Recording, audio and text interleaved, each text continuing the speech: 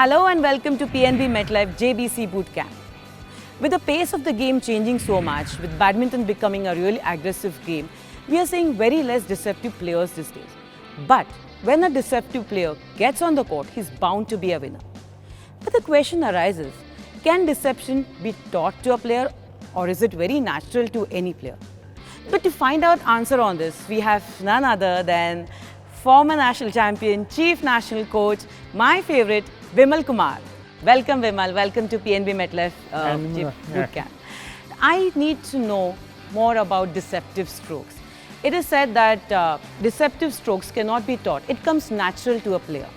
Is that true? It is true. Because in modern badminton, of course, the relevance of it is slowly disappearing. Yeah.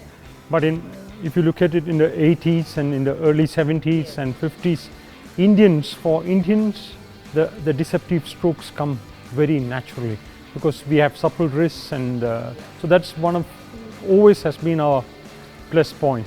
But then the deceptive strokes relevance really made the impact at the world level by Prakash. Yes. He's the one who started. Yeah, because when he won the All England Championships, the strokes which he used and other things, it was a big eye opener. Because at a faster pace, he was playing deceptive strokes. But again, developing deceptive strokes, it happens when the child initially takes on to the game.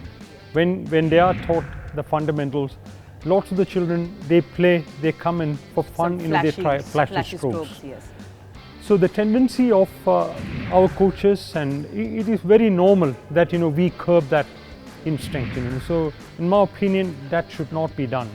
Because at 7, 8, 9 years, when they're trying out different things, it is okay. You keep sticking on with the fundamentals. You have to teach them the correct fundamentals, basics.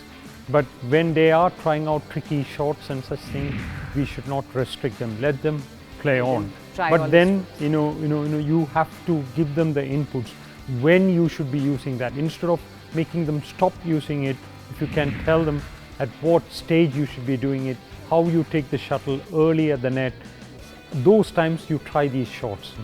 So the child will keep that in mind and then continue playing that stroke, and he gets it easy with him. Exactly. So there are a lot of deceptive strokes, especially on the baseline. Then there are a few on the net. Yeah. So what are those? No, basically from the back of the court, from the forehand side, and then your overhead areas, the deceptive clears. In that same action, you play a downward half smashes, and in that same action you jump and play an attacking clear, and the same action you play a deceptive stroke as well.